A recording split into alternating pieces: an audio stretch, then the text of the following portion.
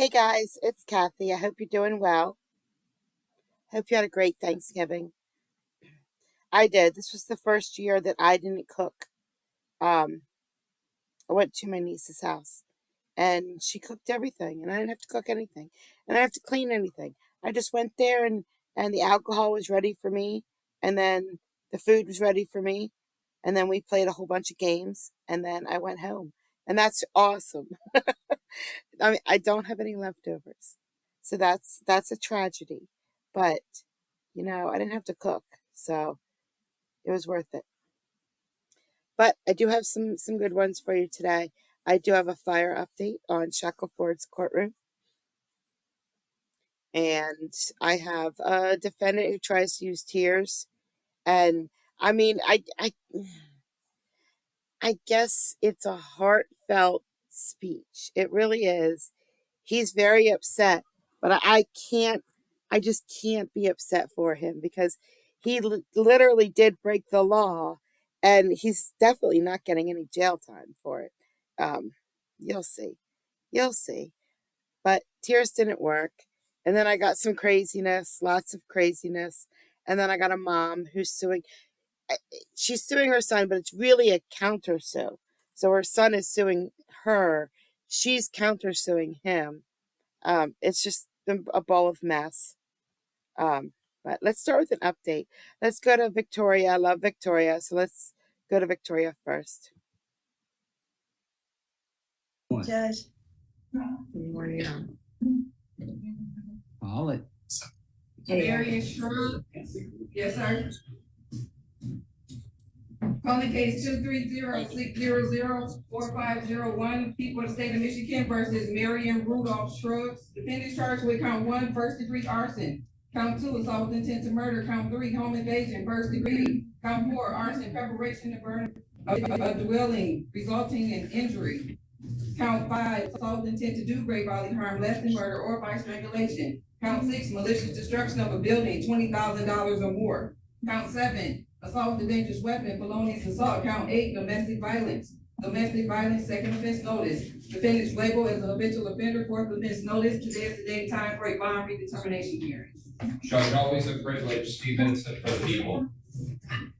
Good morning, Your Honor. Felicia Taylor Coleman, P56278 on behalf of Marion Spread, Defendant Counsel. Marion, state your name. Marion Scruggs. Second. What's the bond for Mr. Scruggs? $1 million. Instead of police arrest. Argument. Sure. Thank you, Your Honor. We understand the seriousness of these charges. Mr. Scruggs has not had any prior convictions since 2006. He had a case in 2019 and then 2020 a reissue. And that was a alleged domestic violence and arson case. When that case was dismissed at preliminary exam, after there was a preliminary exam held and found insufficient, it was reissued. There was testimony in the preliminary exam by the officers that they were going to get him. And even if the case is dismissed, they were going to get him, and subsequently reissued the case and still perpetuating it doesn't matter where you go, what you do, we're going to get you. We believe that the testimony that was elicited by the investigator is a part of that vendetta, because that case was previously dismissed. They say that they... I'm sorry, counsel. Counsel, just to make sure I'm clear, you're saying this is a reissued case or there's another reissued? No. There was a previously reissued case and then subsequently dismissed. Okay. And I spoke with the officers who were very hostile and intent, saying in regards to this, and we believe the allegations and the way they are couched in the investigator's report is a part of that vendetta against Mr. Marion Scruggs.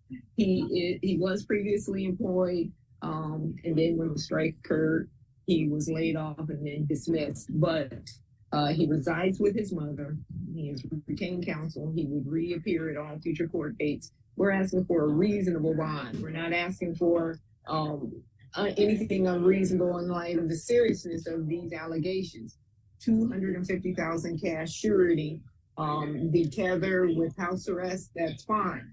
But he is the primary caregiver of his mother, who has visual and audio disability, and other health issues. We would state to the court he has not ever caseed since counsel has been on this case, which is the last few years. I am familiar with his family, and he would reappear at all future court dates. In house arrest and tether, there's no threat to anyone. He's not ever violated. He previously was on tether with the previous case and then reissued, no violations. We could ask the court for a reasonable bond. We do not believe that the allegations are as clear cut and as definitive as individuals who have a bias is presenting to the court. Okay. Mr. Prosecutor? Thanks, Judge. Just for a matter of housekeeping, I do appreciate defense counsel and her dissertation about the priors. The defendant did have a 2020. I think defense counsel had said he hasn't had any convictions in the last 10 or 15 years. He just had a DV conviction in 2020. But with that, I digress. I'm just going to focus on this particular matter, Judge. Here, the defendant, he starts a fire in a hallway in front of the complainant's apartment. He puts the whole apartment at risk, starting the fire in an apartment building. Your Honor, prior to the fire, he ends up calling the complainant and allegedly tells her he's going to kill him. He meant it because video surveillance captured the defendant filling a container full of gasoline. Video surveillance caught the defendant using a knife to jimmy his way into the apartment building. Video surveillance caught the defendant pouring gasoline in front of the apartment. In this apartment, Judge, it just didn't have the complainant. It had a 14-year-old and 8-year-old girl. The 14-year-old jumped 5 stories up. She ended up breaking her back. The 8-year-old got caught by neighbors that were outside. This defendant, whether or not there was a prior arson, I think, which just kind of goes to a potential pattern of this defendant and the use of flammable material, this defendant's a danger, Judge. And I think, Your Honor, as well as, I don't know if defense counsel has had the opportunity to get the discovery yet. This is all right there. Based on the nature of the charges, Judge, based on the dangerousness that he not only posed to the complainant and the daughters, one of whom is still recovering from a broken back, based on the fact that he's a half-4, based on the fact that he could have killed everybody in this apartment complex, I actually, Judge, I asked for $2.5 million. I think Magistrate Ramsey, he had some restraint in only giving $1 million. If there was remand, I would ask for remand. It's $1 million. Yeah, sorry. Court, haven't heard the arguments of counsel. Court finds that the $1 million bond is an unaffordable bond. In order to have an unaffordable bond, the court must find by clear and convincing evidence that the defendant is either a risk to the complaining witness or a risk to the community and or a flight risk. Based on the nature of the allegations of this matter, the court finds that that at this stage is that the defendant does pose a great risk to the community.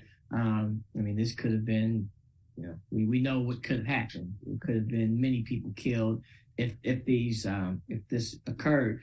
The defendant obviously is innocent until proven guilty. This is only a bond redetermination hearing. But at this stage, court finds that the magistrate acted in an appropriate manner, and the bond will continue as set by the magistrate. Thank you, Judge. Thank you. So we got the first appearance of this case, and now we got the bond redetermination, and it's still the same thing. We still don't know what happened with the mom. I don't know. I guess the mom might not have been home. I don't know, because we never hear anything about the mom. who was, the protected person. But then we got McConaughey here. He has 3 types of responses that he normally gives. So if there's one where he doesn't speak to the defendant or the defense attorney at all, which is what he did here. And that is when he is just upset, too far upset to do anything. He's just like, this is the bond. This is why we're going to keep it. Goodbye. Don't even talk to me. I don't even want you to talk to me. Then the other 2 is when he replies, and those are great. One, he replies and he's like, you know what? I'm going to reduce your bond. I'm going to give you a second chance, blah, blah, blah. And then the third one is when he replies. He replies to them, either to the defense attorney because they're saying something stupid, or the defendant, and he goes off on them. He's like, how dare you punch a pregnant woman, or whatever. I was highly, highly, highly expecting him to go off on this defense attorney. But you remember, if you saw my last stream, Magistrate Ramsey, no, Heath. Who do we have it with? Heath. Yeah, Heath. She said how ridiculous the defense was. Like, yeah, I can't see the mom setting her own apartment on fire to collaborate with police to get this guy, in a conspiracy when her daughters were in there, blah, blah, blah. He didn't even do that. He didn't even talk to the defense attorney about how stupid her defense is right now, because it's just really, really bad. The police are out to get me. Yeah, I know the apartment was set on fire. Yes, I know the daughter is still in the hospital, but the police are just out to get me. Even though I committed arson before and got away with it, this is just a great big conspiracy theory. So I was expecting more from McConaughey. I really was. I was expecting some quality reprimand, but I didn't get it, and that's fine. I'm not sure where it goes from here. I'll try to keep on with this case, but it's hard because I don't always know when and where they're going to be, and I don't know if they're going to be streamed, but I'm going to try. So this next one, I mean, we've all been there during Thanksgiving dinner, I'm sure. We're going to listen to this next one, and we're going to empathize, because during Thanksgiving dinner, we all probably felt the same way. You don't even have to listen to the attorneys. You don't have to listen to the judges, and you don't have to listen to the inmate here, because we don't care about any of them. Here we go. Without insurance as a condition of that. That all makes sense to everybody? Yes. Okay. So I'll clarify all this with Neon if he has any questions, so we can make sure that the paperwork is appropriate. But in each of those cases, Neon, we can convert them both to PR bonds. And that should resolve where things would stand as far as releasing Ms. Cervantes. Yes, Your Honor. Sounds like a lot's going on in the jail. Sorry, there's so much going on over here. So sorry. Yeah, not an easy place to be right now, I'm sure. I don't think there's anything else for us to address with Ms. Cervantes. Just Ms. Cervantes, if you're still in custody, we'll see you on Wednesday. If you're released on a PR bond, make sure you come to the municipal court on Okay. Okay? All right, thank you. Thank you. Good luck. I think that's it. They cut it short because we can hear everything else. Okay. I'll ask that Ms. Butler and Ms. So that that wasn't the whole docket. That came out of left field. It was a pretty boring docket, and we're just trundling along. Da da da da da. This poor attorney right here. I just feel so bad for her sometimes, because she tries her hardest, but I don't think she quite understands everything that's going on. And the inmate here just rolled with it. She's like, okay, there's screaming. She's only in here for something minor that she's getting released on right away. But it was all this screaming just for her, not for anybody else. Came out of left field. It was just a bunch of screaming, and then it went on with the docket like nothing happened. I just thought it was funny. All right, I think we're going to go to Arizona next. Now, where are we? I don't know where I am right now. Somebody look at that flag and tell me. What's that flag? Next case. Oh, Colorado. David Pinsky, and I believe he prefers to be called David, so we'll call him David here. We're going to call that case. Yes, and here's David, Your Honor. Good morning, sir. Dave. And Ms. Butler, can you share with us where you are with David's case? I can, thank you. So I have spoken to David about his Boulder Municipal Court case, advised him of what the charge is, what the offer is, and he would like to accept the offer and enter into disposition today. All right. So, David, this would be for case number 23-2983. The allegation is that you possessed or consumed alcohol in public on July 28th of 2023 at the 2700 block of Valmont. Do you understand that charge, sir? Yes. When you plead guilty, you're giving up your right to trial. Are you doing that voluntarily today? Huh? Are you pleading guilty voluntarily? Yes. All right. Is anybody forcing you to plead guilty? No. Are you under the influence of any medications or drugs or alcohol? No. Okay. Would you waive a factual basis for the charge, Ms. Butler? Yes. All right. How do you plead then to this charge of possession or consumption of alcohol in public? I'll accept that guilty plea. Any comment as far as sentence goes from you, Ms. Osweda? No. No, Your Honor. And Ms. Butler? Hold me here. I'll bet it is. I'm sorry that it is.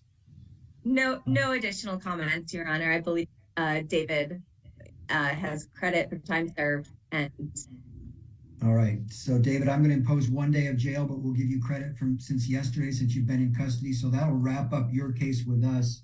I know you still have some cases to deal with for the state court, but you'll be done with the municipal court as of today. Okay. All right. Thank you. Officer, we're going to reschedule Mr. Taylor's case for next week so we can wrap things up here today. Can I go back to my room? Yeah, 1 second. Said something about. Is that it, Your Honor? That is all. So we'll reschedule the one that. Even the judge couldn't help smiling the whole time. The prosecutor, I don't think cracked a smile, but everybody else did. All right. Now we have a special inmate.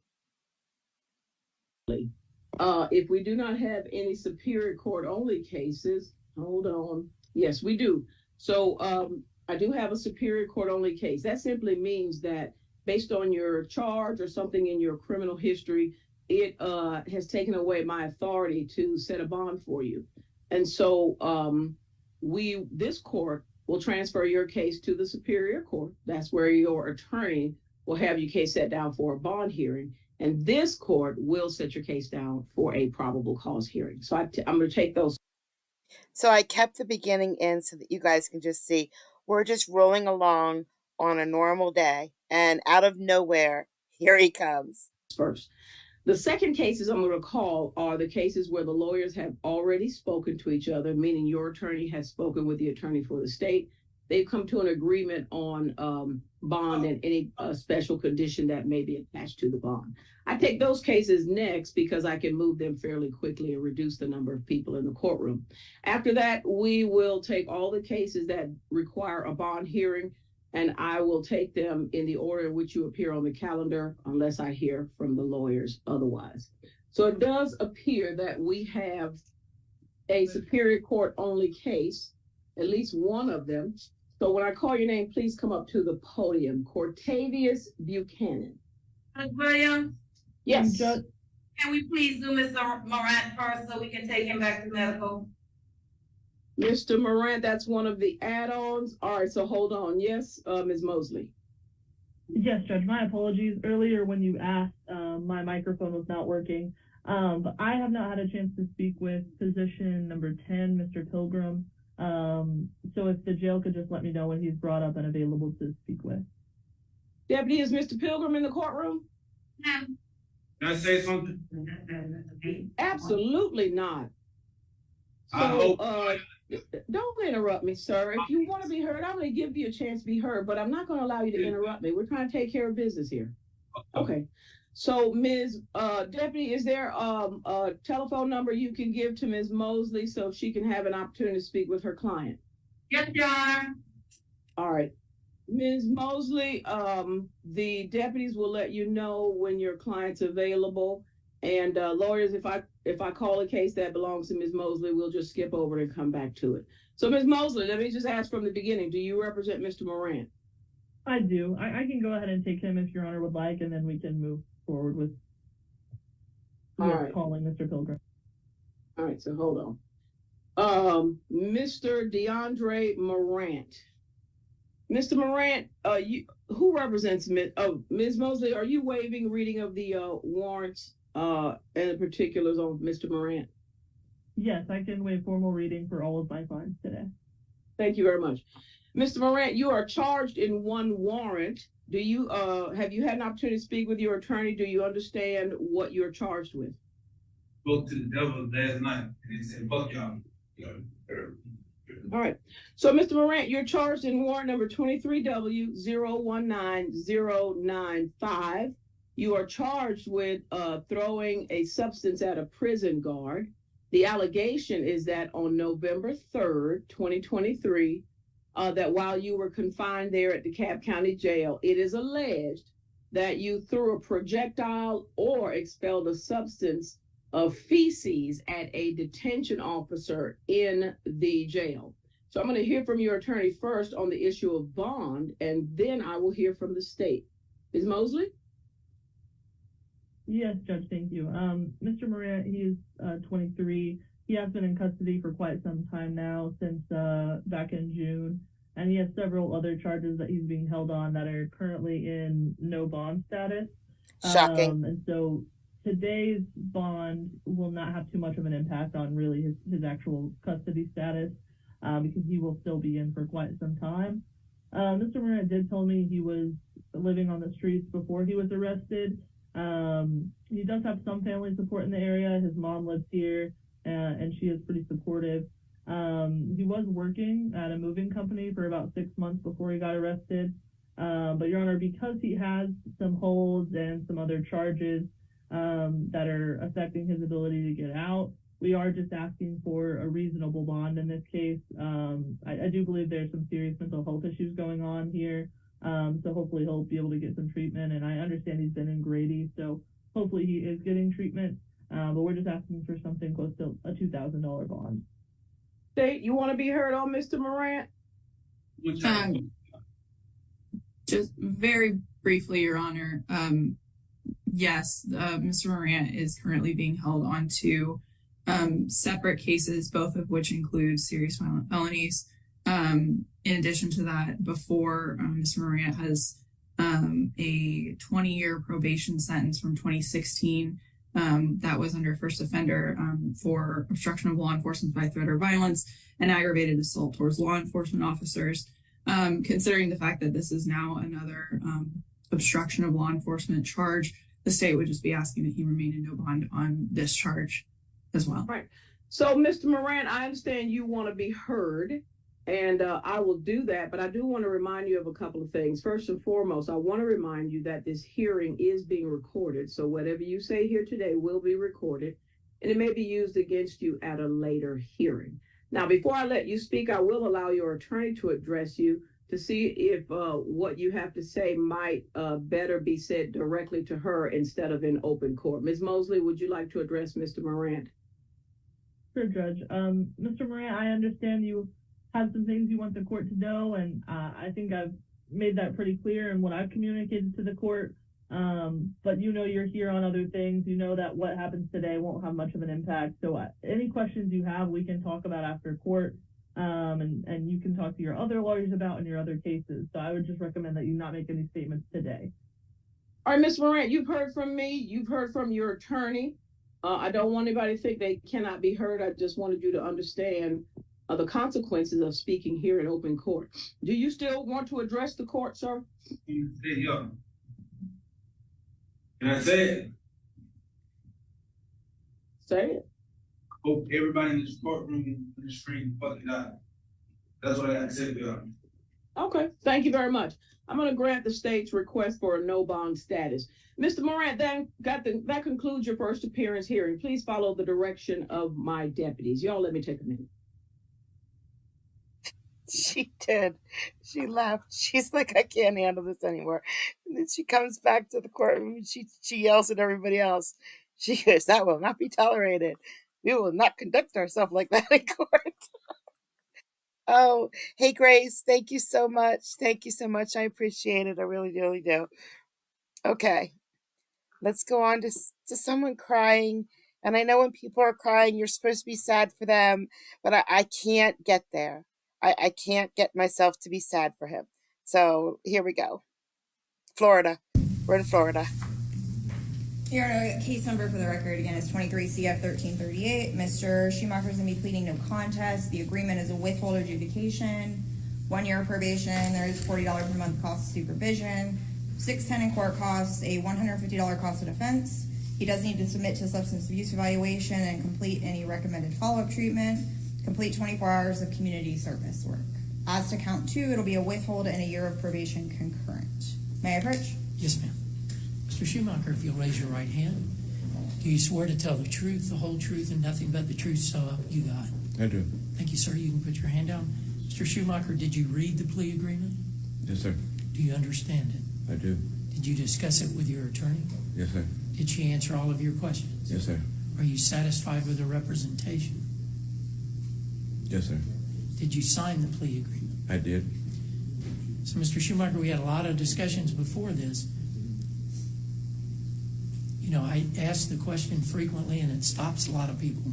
I don't say, are you happy with the plea agreement? I say, do you believe it's in your best interest to enter the plea?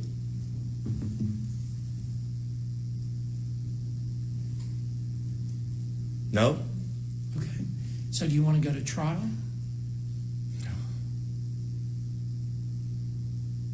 It's up to you.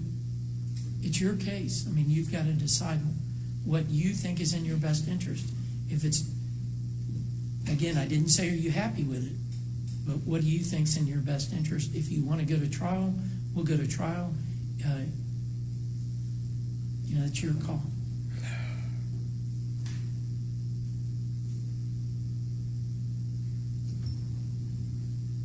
I sit here and look at this court. We're here for the best interest, right? For the people. No question. For the people. I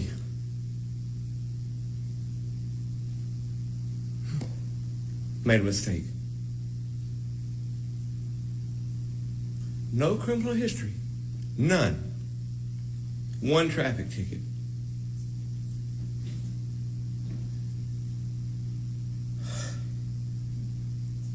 And we can't come to an agreement to I'm losing school. I'm going to lose my future. Why? I made a mistake. But yet, that mistake is going to punish me for the next 20 years. Yes, sir. And I've been in this court, not the courtroom, this courthouse. I've seen people come in, 10, 15 felonies, DUIs. It don't matter. I've seen the state, I've seen the defense, I've seen the people give people chances. But I make one mistake, and we can't come to yes, the last month and a half, I have contacted Mr. Quett the best I can, but it's not out of choice. I sit here and I work, I go to school all day. Her office is only open a certain amount of hours. I can't talk to nobody at the state without her, and I can't talk to her without. What do we do? I mean, I'll take the agreement, but at the end of the day, I'm going to be punished further than what I should be. For someone that don't have a criminal record, that don't have a background, that's what I'm mad about. I made a mistake. I can admit it. But yet, I'm going to be punished further? What do I do? She don't have the answers. The state can't work with nothing. Well, I'm going to... You know, Ms. Jacob and I have to play the hand we're dealt as far as from the state. We can't. I know. The court can't control what the state does, what they offer, what they don't offer. All I can do is promise you a fair trial in front of a jury if that's what you want to do. If you want to plead straight up, then it would be the court would have to figure out what it thinks is a fair sentence. I have no idea what that would be. It may be better than what you're offered. It may be worse than what you're offered.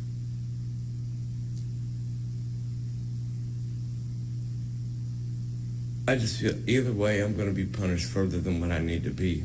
I'm going to be punished outside of here. I understand. The consequences that come from entering the plea. It's just in general, just having these run a background. Just on a background, it's not even if I was found not guilty in the court, having these on the record is going to hurt me. It has already hurt me. Yes, sir. What do you wish to do today, Mr. Schumacher? I just want to get this behind me. I just feel like if I take the deal, then I just, either way, if I don't take the deal and I go to trial, I'm still going to be punished further than what I should be. And if I take this, I'm going to be punished further than what I should be. I'm losing a lot. Yes, sir. It's a tough decision. Yes, sir. Do you wish to enter the plea today?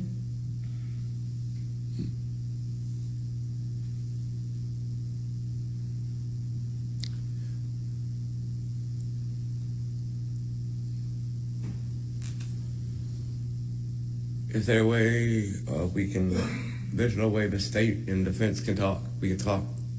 No, sir. Nothing? I think they've been talking for months. All right, can I get a 48-hour continuance on this? No, sir. Okay, I have 30 days to appeal this, right? You do? All right, I will go ahead and, let me go ahead and sign this agreement. Okay, Go ahead and, I'll enter the plea in no contest and, enter this. Okay. And, you already signed the plea agreement. yeah, let's correct? go. Go ahead. Okay. So you wish to enter the plea? I do. Okay. Mr. Schumacher, I do accept the plea. Adjudication is withheld. You're sentenced to 1 year of probation. You'll need to perform 24 hours of community service work. You'll need to submit to a substance abuse evaluation within 30 days from today, begin any treatment if it's recommended within 60 days from today. You'll need to pay the court costs, $150 public defender's fee, and $40 per month cost of supervision. That's on count 1. On count 2, adjudication withheld, 1 year of probation. That's to run concurrently, run at the same time. Thank you, sir. Probation. Robert, if I could get his address, please. Yes, ma'am. That's probation. She needs your address. No, it's not right. It should be. So that case got me curious when I watched it. Because I was like, what is he charged with? Like, is it something really bad? What kind of mistake did he make? Well, let me tell you.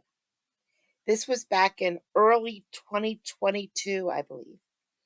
And he got caught with drugs. He had drugs. So he got two counts. The second count was probably paraphernalia, and the first count was probably controlled substance. I don't know. But this was way back in early 2022. And when the judge says they've been talking about it for months and months and months, he should have said years, because it was continued. This was his second lawyer.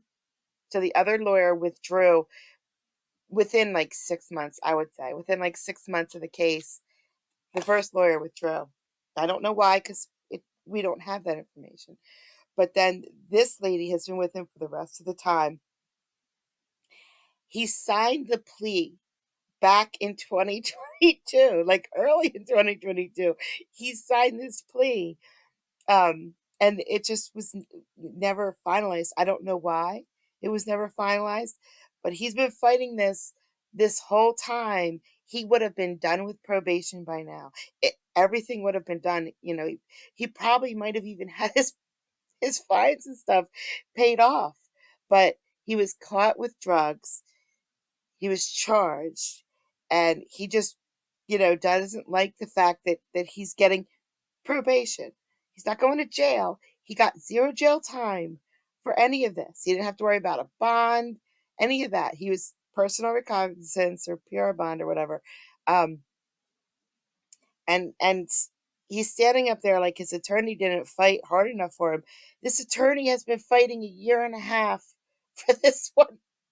for this one plea. It's crazy. It's crazy. So no, I couldn't. It was very heartfelt. You could feel that he meant it, but I couldn't jump on his bandwagon. I just couldn't. All right, let's go to a funny one that sort of shouldn't work and does. All right. Okay. Hi, girl. Hey. Ms. Woods.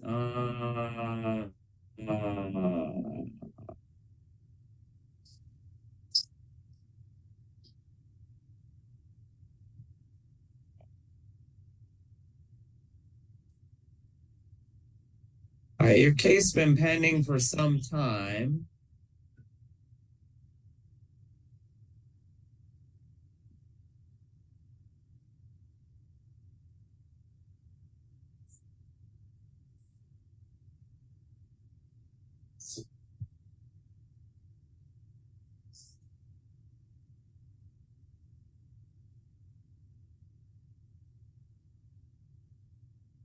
Yeah, I don't, Ms. Woods, I'm not going to recall your bench warrant virtually. You need to come in person to court.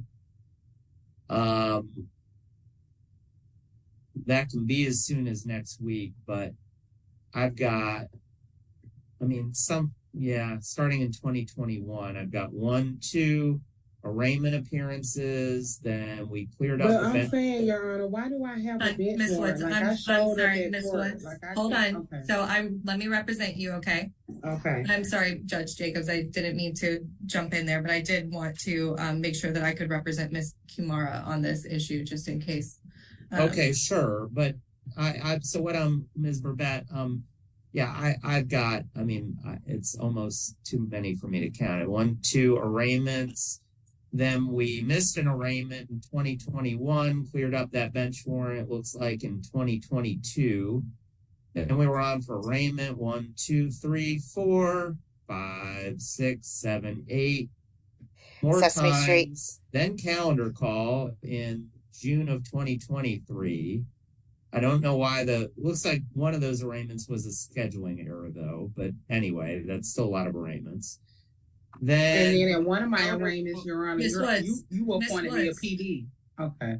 Let me represent you, okay? Judge Jacobs is just walking through where we are right now. Yeah, and then we got a calendar call in June 2023.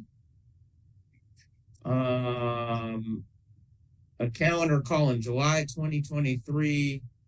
Calendar call in September 2023, and we failed to appear. And so we're back in bench warrant status. This case has been in bench warrant status twice with multiple arraignment and calendar call appearances. So at this point, in order to clear up a bench warrant, we're going to need to have an in-person appearance. I understand, Your Honor. And just for the record, Ms. Woods, for the court date which she has the bench warrant for at this time, had appeared in court and just left before signing notice. We've discussed this, and she understood. Yeah, well, guess what? That is the last thing I say at the end of each and every set of announcements. Your Honor, that's not how it happened. And attorney, please represent me. So listen, you're going to help an 18-year-old that's in jail for a gun. I'm a whole mother of 6. I work at Emory Healthcare, and the reason why I left that day is because I had to return back to work. I showed up in court and Miss Obi, that's fine. Hey, thank you. I understand. Have a happy Thanksgiving. Okay. Look, I need to hold everyone to the same standard. Right, but I came to court and was ready to plead one day, and you told me no. You said no. You said, I'm going to appoint you an attorney. So you're not like, can we hold you accountable, Judge? Like, I was ready to plea, and you was like, no, I'm going to appoint you. I told you I made too much money, and you were like, I'm going to appoint you. So now here we are now, and then I just this is crazy, sir. I'm a whole mother. I'm not a kid in there that's pointing a gun at people, and you're going to feel sorry for them like I made mistakes back in 2020. I'm not. I'm ready to end this part of my life too. You understand, Judge? This is Karen. This is going on too. I'm about to get married, and I'm still dealing with trauma from then. Come on, Judge. Okay, I'm sorry. I get emotional. I'm tired of dealing with this too. I understand. Let Okay. me make sure that let me make the announcements and let me represent you, okay? Judge Jacobs is just walking us through what the Just to be situation clear is. to everyone, and I'm going to put Ms. Woods, well, Ms. Woods is on mute. Just to be clear to everyone, I'm going to say this one more time. Clearing up bench warrants virtually is a convenience. It is not a requirement. I am allowed under the law to require you to come into court to clear up your bench warrant. I do this as a convenience, but I look at each and every case individually, and when I see multiple arraignments and calendar calls and a prior bench warrant that was cleared up, then I'm not going to clear up a bench warrant for the second time virtually. I'm just simply not going to do it, especially when, and I want to be clear about this, I end each and every opening colloquy for meaning the 15-minute speech that I give at the 10-15 minutes that I give at the beginning of each and every arraignment and calendar call with, don't leave the courthouse without signed written notice of your next court date in hand. If you don't have that in hand, a bench warrant will issue in your case. If you do have it in hand, that's how you can be sure that a bench warrant will not issue in your case. I am not, I'm very clear about that. I give clear instructions about it. And when that instruction is not followed by someone, doesn't have to be anyone in particular, when that instruction is not followed by someone, I will issue a bench warrant. It's as simple as that. I tell you at the beginning that that's what's going to happen, and that is in fact what happens if you leave without signing notice. Now, this case, I'm going to just reiterate, has had multiple arraignments, multiple counter calls, and a prior bench warrant. I find, as in every other case that's in that kind of posture, that the appropriate approach is to require an in-person appearance. The good news is, Ms. Woods, we have in-person appearances next week, Monday, Wednesday, and Thursday. Monday, Wednesday, and Thursday. We've got a number of calendars the week after that. Just pick a time and come in. To be clear, when you do come in, that's going to be your calendar call appearance. So you need to... Yeah, but are you clear that I can't go to jail? I'm the mother of 6 children, and I can't come in there and go to jail. I can't do that. That's why the lady's trying to represent me. You're not understanding. I didn't leave court. Then follow my instruction when I give it. I didn't leave court. I wish he would explain to you what happened. I didn't leave. Do we even have a bench warrant issued in this case yet? Anyway, right now? Yeah. Let me check, Judge.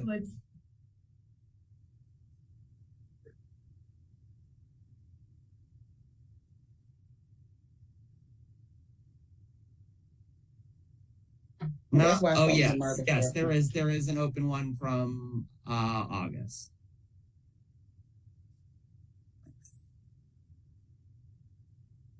From August. What happened in August, sir?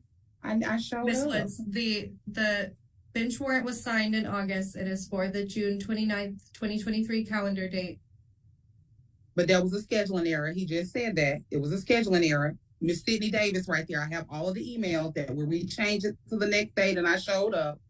I have that. I don't know why I have a bench warrant. Sydney Davis, I can screen share my screen right now and go to the email. Like, I just feel like he's trying to play me like I'm a whole, like, this dude had a gun. I'm going to recommend that you stop speaking at this point. Stop mentioning some other defendant's case. Right. That has nothing to do with your case. Hold on one moment. Let me just double check that.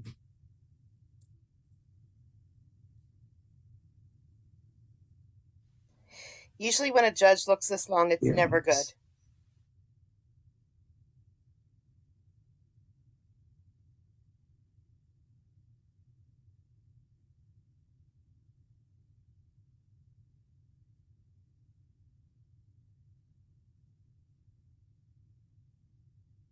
Yeah, I don't know what it looks like. Mr. Pass was.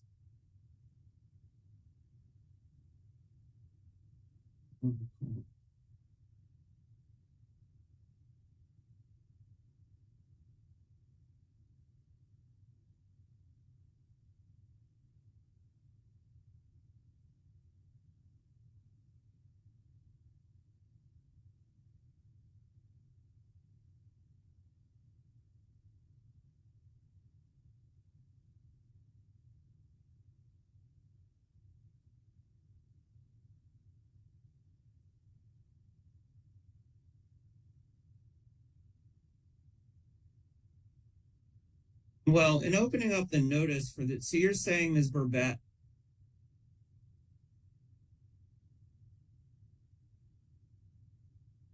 that this was for a June 29th calendar call appearance? Judge, I'm looking at Odyssey under the events tab for this case. Excuse me. I see that it says on August 2nd of this year, bench warrant issued, and next to it, it says FTA calendar call June 29th, 2023. All right, well, I only see a notice here for the bonding company in Odyssey. So I'm now, Ms. Woods. Yes, sir. I'm going to recall your bench warrant. I'm going to recall your bench warrant. Next time you're in court, listen to and follow my instructions. Is that understood? Yes, sir, Your Honor. Your Honor, but I didn't leave. I left No. I I just, ma'am. Okay, I understand. If I say don't leave without signed notice, I mean it. I'm not just saying it for my, I'm saying it so that we can run court the way we're supposed to run court. And so I'm going to go ahead and recall your bench warrant, but I expect my instructions to be followed in the future without being argued back at. Understood? Yes, sir. All right. Ms. Burbette, you can present a bench warrant recall in this case. Let's go ahead and get the case reset. So, Sid. Yes, sir.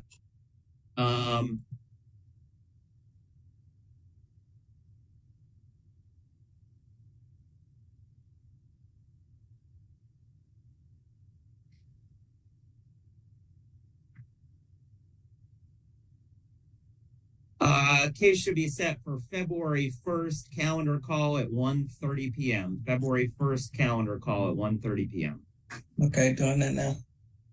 Yeah. All right. All right. So, Ms. Woods, we'll need to see you in court February 1st at 1:30 p.m. I'll be there, Judge. All right. Thank you. Happy Thanksgiving. Happy Thanksgiving. In the world did that work for her? She was so disrespectful to her lawyer. She was disrespectful to the judge. And he caved. He just caved. I don't know how that worked for her. Normally that's really bad. But they just get worse and worse. And it worked. And he's like, okay, all right, you win. I'm going to reset. I'm going to recall your warrant virtually. Don't worry about it. Oh my gosh. Okay. All right, now we're going to go. This is a countersuit. So the son is suing the mother. The son is not in court. He's just represented by his lawyer today. And his lawyer really ticks me off. When he starts talking about money, the lawyer really ticks me off. Because I don't think money should have anything to do with this case at all. But the mother is countersuing her son. Here we go. You'll see. It's pretty good. Dash C as in Charlie, Z as in Zulu. Court recognizes before us today Mr. Ravi Garamurthy on behalf of the defendants, who apparently are all seated now at the table. All right. Yes. And also now joining us today via Zoom is Attorney Jeffrey Slocum on behalf of the plaintiff, Richard Dumont. Mr. Slocum, can you see and hear us, sir? And good morning, Your Honor. Good morning. Do we anticipate Mr. Dumont joining us today, Mr. Slocum?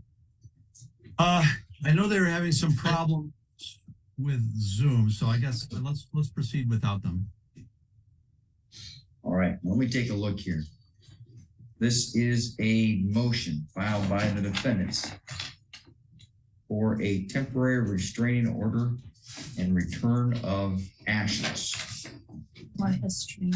I'm sorry? Do you want this streamed? Doesn't matter right now, it's fine. All right, let me take a look here. If I could, Judge, we don't need to address the temporary restraining order. We stipulated to a restraining order that the court signed. The only issue would then be the issue relating the ashes. All right, let me catch up here. There was a motion.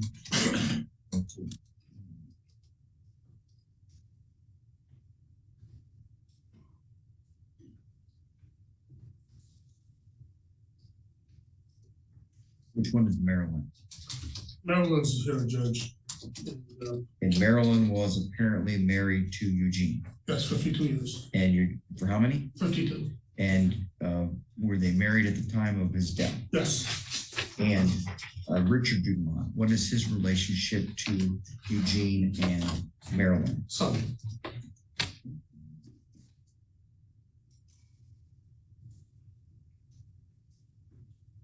That was 52 years. 52 years they were married.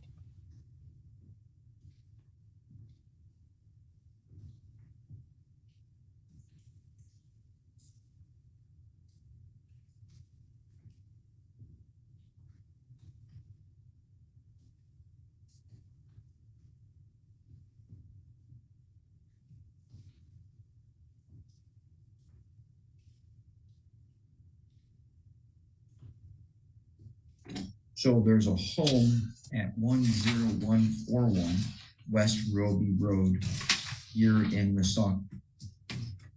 Yeah, that's in Missaukee County, just across the county line up nearby 72. Okay, and who has that home? So that home belonged to Maryland and Eugene, and they lived there their entire lives. They farmed and lived there. At some point, there was a deed that was done that added Richard to that deed. So that is then co-owned by Maryland and Richard, with a ladybird deed with Maryland and Kathy, who's the daughter, and Lisa, who's the other daughter. Okay. So Maryland's portion would pass to the two daughters, but Richard has his portion already, and he owns that. The lawsuit was filed by way of a partition by Mr. Slocum to partition those actions between Maryland and Richard. And who was in possession of the residence? Maryland's still living there? She's living at the home. Does Richard reside at the home? Used to, and now moved to a separate residence. Is that separate residence still on the same acreage? No. Okay. All right. Not subject to this litigation. Now that I have a snapshot of what's going on, Mr. Garrett-Murphy, your argument for your motion. Thank you, Judge. I filed a counter complaint as well regarding personal property, which is a lot of farm equipment that was owned by the Dumas, Maryland and Eugene. And my understanding in that counter complaint is, at least we've alleged, that Richard has taken possession of these personal property items and has them in his possession, wouldn't let anybody in the family go inventory it, take pictures. That issue was resolved by way of a temporary restraining order that the items would not be sold, hidden, dissipated, and that the parties would be allowed to go inventory and take pictures and so on. And that's been done. The issue remains regarding the ashes. Eugene Dumont passed away in December of 2016, December 10th. Oh, okay, so it's been a while. It has. And the ashes were picked up in February of 2017. It is unclear if Maryland was with Richard to pick up the ashes or if Richard picked up the ashes by himself. However, the ashes were picked up from the funeral home, and Maryland, after 52 years of marriage, was not in the most state of mind to take the ashes back. All right. So if he passed away in December of 2016, what happened to the ashes after the cremation? So Mr. Dumont, Richard Dumont, took the ashes, had it in his possession, and he told his mother that when you feel better, come back and get the ashes. She went to live with her sister for a few months, several months, and came back to, I think before she left, she asked for the ashes, and the response was, when you come back and feel better, you can get the ashes. When she came back after several months, the ashes were with Mr. Dumont, who resided on the same property that's in question. Miss Dumont, Marilyn Dumont, would visit their house regularly to see her husband. Okay. The siblings, I believe, also were there to see her husband, and that went on for several years. They would go visit the ashes? Yes. Okay. And it's in an urn, it's sealed, it's there. She would take flowers, she would take angels that she would make, and with the intent that she would get the ashes back and go and put it and lay him to rest. Mr. Dumont would never let her take the ashes and simply would tell her that he's fine where he is. Subsequently, the Dumonts moved, Richard Dumont moved. She hasn't had an opportunity to go visit her husband. Moved from the Roby Road address to where his new address. he was living with her. He was living on the same property, which was just across the street down the road. Okay. It was a separate property. It was a separate property. It was not. But it has to be, it's across the street, a different parcel. A different parcel, right? It was. Okay. She would go right over, but now they've moved several miles down. She's not allowed to go there, not visit, not get her ashes. And she's entitled to her ashes. She has priority under the law. She's made that request for several years. She had access to that, and Mr. Dumont just won't return her husband's ashes. Okay. All right, Mr. Slocum, on behalf of. Something else to state that Ms. Dumont would take the stand and testify to those as an offer of approval, what I've stated under oath. Okay. And the two siblings here, I believe the statute also further states that if there are other people with equal right, which I don't believe they have equal right, the court will determine there were children, the two children would vote, essentially, that mom should get the ashes back. Okay. Mr. Slocum, do we need to take some testimony, or what is it you'd like to add today? Well, first of all, I don't know if the court has had an opportunity to take a look at the answer that we filed, but we believe that MCL 700.3206 is dispositive of this issue. Ms. Dumont, who has filed this motion, the attorney, has asked for a return of the ashes. What are we, 7 years now after? It's 7 years after the incident. My client, the statute is very specific that she would have the right for the first 48 hours to exercise that right. If she doesn't exercise that right, she waives that right. Specifically says she's waived the right to make the decision about the possession of the cremains. My client is the one who paid for the burial, for the funeral expenses, everything associated with with Mr. Dumont's funeral expenses. Slimeball. She did not do anything, and for her to come at this point and to say and to argue this under a temporary motion, I mean, presumably we'd have a trial coming eventually, and then if the court wants to put this down for that, I would understand that. At the very least, if you want to do a temporary restraint or in relation to the ashes, that's fine too. But this is not the right forum. And she's not even entitled to them in the first place. All right, let's go ahead and take some testimony. By the way, I don't think this is going to go very well for the defendant. Miss Marilyn, why don't you come on up? Please raise your right hand. Do you swear or affirm that the information and testimony you're about to provide will be the truth, the whole truth, nothing but the truth, ma'am? You may have a seat at the witness stand. Thank you. Mr. Garamurthy, the court recognizes that this is the plaintiff.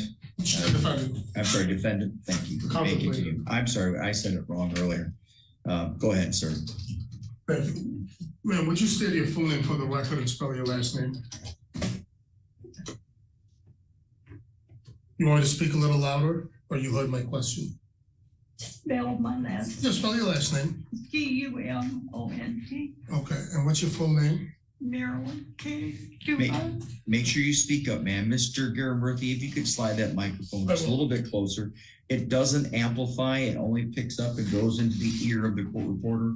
We just must make sure that she's able to get down what you're saying, Ms. Dumont. You may continue, Mr. Garamurthy. Marilyn, you were married to Eugene Dumont, correct? Correct. How long were you married to Eugene for? 52 years. Okay. Do you remember when Eugene passed away? Yes. What was his date of death? Pardon me? What was the date of death? December 10th, 2016. Okay. Do you remember at some point picking up his ashes or having one of your children pick up his ashes? I remember them going after the ashes. Okay, what do you remember? If you would tell Judge Elmore what you remember. I don't. I don't remember if I was with them at that time. Make sure you speak up, ma'am. I know you're soft-spoken. I'm sorry. It's okay. I know it's emotional. All right. Never mind. She says she's got it. Just keep going ahead. I remember them talking, bringing them to their home. Who's them? Richard and his wife Shannon. Okay. And I was there and I talked to them. And I said, I cannot handle this right now. I'm sorry. It's okay, ma'am. Just keep going. And I'm sorry, Mr. Garamurthy, I know you've directed her to talk to me. I know she's responded to your questions. I'm not trying to ask her questions. That's fine, Judge. Thank you. You remember talking to Richard? Yeah. And do you remember what you told Richard? I told them I can't handle taking him home right then. Would he please keep him at his house? And he said, yes, when I got better, I could come and get them. And do you remember subsequently? Later, I asked for them, and he said they're all right where they are. Okay. Do you remember within how many days or how soon, how many months later you asked? Oh, I went home with my three sisters came and got me. But I don't know how long I stayed there. It was a while. Okay. And then when you came back to your home on Roby Road, did you visit with Eugene? I went to visit with him. I brought him a statue and some flowers. Okay. Where were you visiting Eugene? They had Eugene kind of up on it was like an attic stairs thing. And I had to be down here. I couldn't go up there. There was no way for me to go up. Okay. And when you said they, was that at Richard and Shannon's house? Yes. Okay. And for how long did you go to Richard's house to visit with Eugene? How often? Yeah. Oh, I was there probably 2-3 times a week. I was down at his house. Okay. And for what length of time? Was it for a month? Was it for a year, 2 years? Do you remember? Oh, it was over a year. It was over a year. During that time frame, did you ask Richard to get the ashes back? Yes, and he said they were fine right where they are. Okay. And subsequently, Richard moved, right? Richard moved to a different home. Okay. Were you able to then visit with Eugene at Richard's new home? No, I was not allowed at his place. Okay. And you didn't file this lawsuit, you just filed a countersuit after a lawsuit was then initiated by your son, correct? Right. Okay. Right. All right. I don't believe I have any further questions. Mr. Slocum, do you have any questions for Ms. Dumont? Yes, I do. Ms. Dumont, did your son Richard pay for the funeral expenses for your husband? Yes, he did. I asked him not to, and he said he wanted to, and that was for his dad. And he wanted to do that. Okay, I have no further questions. All right, thank you. Anything further, Mr. Garamurthy? I have nothing further, Judge. All right.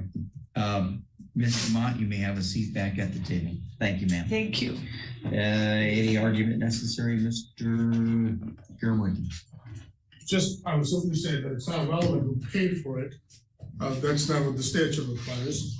But we're not challenging the issue of who paid for it. If Mr. Dumont wants that money back, he can petition probate court. There's an avenue for that.